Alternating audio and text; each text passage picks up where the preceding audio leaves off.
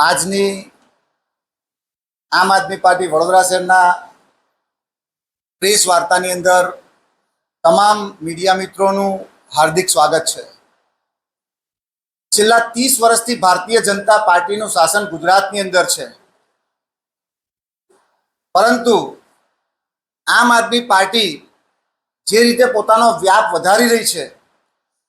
લોકોના પ્રશ્નો ઉઠાવે છે, લોકોના મુદ્દાઓ સરકાર સુધી લઈ જાય છે, પછી એ ખેડૂત આંદોલન હોય, એ કોઈ પણ પ્રકારના મોંઘવારીનું આંદોલન હોય, એવા તમામ આંદોલનો અને લોક પ્રશ્નને લઈને જ્યારે પોતાનો અવાજ ઉઠાવતા હોય છે, ત્યારે એની લોકપ્રિયતા દિવસે ને દિવસે આમ આદમી પાર્ટીની વધી રહી છે।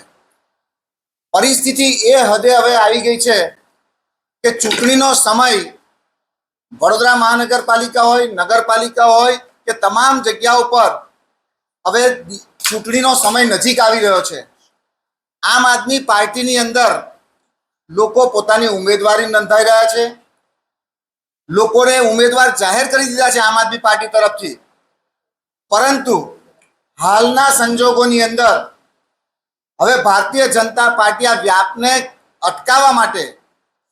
એમને ખબર છે કે આમ આદમી પાર્ટી અત્યારે લોકોની વચ્ચે ખૂબ સંઘર્ષ કરીને આગળ આવી રહી છે, લોકોના પ્રશ્નો ઉઠાવી રહી છે, ત્યારે ભારતીય જનતા પાર્ટીએ પોલીસને આગળ રાખી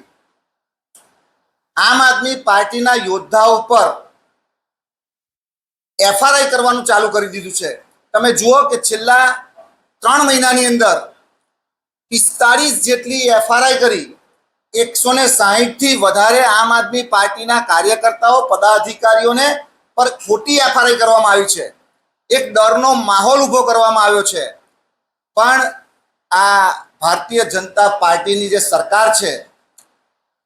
જે પોલીસને જે રીતે આગળ રાખીને ડરાવવા ધમકાવવાનો જે સિલસિલો ચાલ્યો છે, પણ હું ચોક્કસપણે કહું છું કે આમ આદમી પાર્ટીનો એક પણ કાર્યકર્તા, એક પણ યોદ્ધા ના તો ભારતીય જનતા પાર્ટીની આ કૂટનીતિથી ડરવાનો છે, ના પોતાનું ફોર્મ પાછું ખેંચવાનો છે। પણ જે રીતે માહોલ ઊભો કરે છે, કોઈ વ્યક્તિ સ્કૂટર લઈને જતો હોય તો એની પર ઓવર સ્પીડનો કેસ બનાવી દેવો। આમ આદમી પાર્ટીના એવા કેટલાક કાર્યકર્તાઓ પોતાની ગાડી લઈને જતા હોય તો આગળ સ્કૂટર ઊભું રાખીને એને રોકવાનો પ્રયત્ન કરવાનો, અને રોક્યા પછી ઝઘડો કરવાનો, અને તરત જ બીજી જ મિનિટમાં પોલીસ આવી જાય અને એફઆરઆઈ કેવી એફઆરઆઈ કરે કે એની પર ગંભીર ગુનો દાખલ કરવામાં આવે। આ જે રાજનીતિ, કૂટનીતિ જે અત્યારે પોલીસને આગળ રાખીને કરવામાં આવી છે, તેનો અમે સખત શબ્દોમાં વિરોધ કરીએ છીએ। આ ગુજરાતની જનતા આ બધું જ જોઈ રહી છે કે જે રીતે તમે ડરાવા ધમકાવવાનો જે સિલસિલો ચાલુ રાખ્યો છે। હમણાં તમે જુઓ કે સાવલીની અંદર અહીંયા બેઠેલા તમામ સાવલીના અમારા કાર્યકર્તાઓ છે, જે ચૂંટણી લડવા તૈયાર છે, એ લોકો ઉપર પોલીસ ખોટી રીતે તમે જુઓ કે કેસ કરવામાં આવે, એ લોકોની સામે, એ લોકોના ઘરની આજુબાજુમાં પોલીસ ચારે બાજુ ખડકી દેવામાં આવે અને એક ડરનો માહોલ ઊભો કરવામાં આવે છે, ત્યારે અમે એનો સખત શબ્દોમાં વિરોધ કરીએ છીએ। તમે જુઓ, ખોટી એફઆરઆઈ કરવાના, પોલીસ સ્ટેશનની અંદર ખોટી રીતે બોલાવીને તમારી પર ફરિયાદ દાખલ કરવાની, આ બાબત એ તદ્દન નિંદનીય છે અને આ બાબત કોઈ પણ સંજોગોમાં ચલાવી લેવામાં ના આવે। એટલે ખાસ કરી આજની પ્રેસ કોન્ફરન્સની અંદર અમે કહેવા માંગીએ છીએ કે આ આમ આદમી પાર્ટીના યોદ્ધાઓ છે। ગુજરાતની અંદર તમે જુઓ કે નગરપાલિકા હોય, મહાનગરપાલિકા હોય, તાલુકા પંચાયત હોય કે જિલ્લા પંચાયત હોય, 12,000 જેટલી બેઠકો પર આમ આદમી પાર્ટી મજબૂતાઈથી લડવાની છે। અને તમે સ્પ્રિંગને અને તમારે પોલીસને મારે કહેવું છે કે તમારી પર પ્રેશર છે, જે આ યુવાધન બરબાદ થઈ રહ્યું છે, લાખો રૂપિયાનું ડ્રગ્સ પકડાય છે,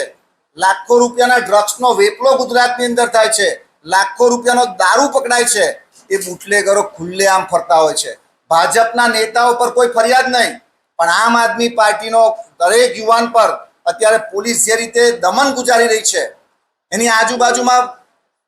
ખોટી રીતે ભરમાવાના, એના ઘરની આજુબાજુમાં એક માહોલ ઊભો કરવાનો કે જાણે એ આતંકવાદી જેવું કૃત્ય કરતો હોય, એવો ડરનો માહોલ ઊભો કરી એ પોતાનું ફોર્મ પાછું ખેંચી લે, આ લોકશાહી માટે ખતરારૂપ છે। ગુજરાતની જનતા આ બધું જ જુએ છે। ગુજરાતના યુવાનો હોય, ખેડૂતો હોય, બેરોજગાર લોકો માટેની લડત લડતા હોય એવા તમામ ક્રાંતિકારી યોદ્ધાઓ પર જે રીતે ફરિયાદ દાખલ કરવામાં આવી છે એનો જવાબ ગુજરાતની જનતા, વડોદરાની જનતા ખાસ કરીને આગામી દિવસોની અંદર ચૂંટણીની અંદર આપશે.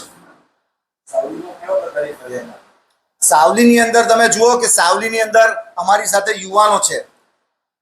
એ બાઇક લઈને જતા હતા,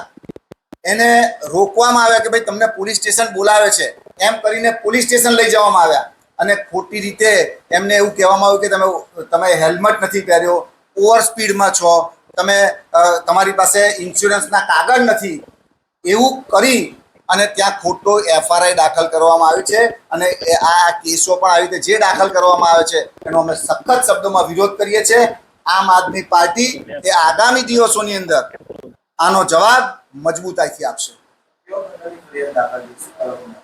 તમે જુઓ કે અહીંયા જે કલમ દાખલ કરવામાં આવી છે એની અંદર સ્પષ્ટપણે લખ્યું છે કે ભારતીય નાગરિક સુરક્ષા સંહિતાની કલમ 35(3) મુજબની નોટિસ આપવામાં આવી અને નોટિસ આપી અને ત્યાં બોલાવવામાં આવે અને પછી એફઆરઆઈ કરવામાં આવે છે, એ તદ્દન નિંદનીય છે. આનો જવાબ અમે આગામી દિવસોમાં ચૂંટણી પંચને પણ રજૂઆત કરવાના છે અને કલેક્ટર સાહેબને પણ આ બાબતની રજૂઆત કરવાના છે.